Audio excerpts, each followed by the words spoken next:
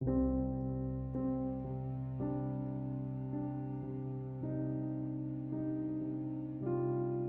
enable or disable auto brightness always on display in Samsung Galaxy S10.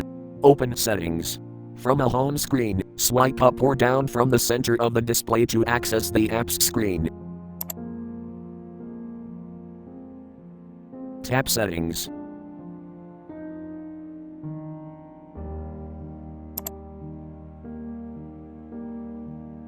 Tap Lock Screen.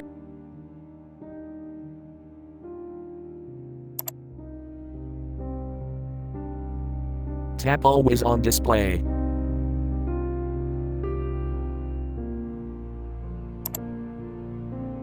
Scroll down.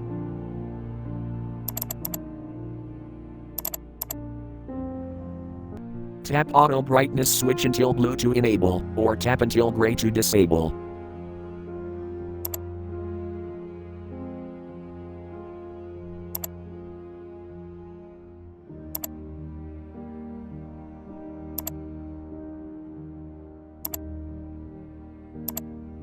Thank you for watching. Have a nice day.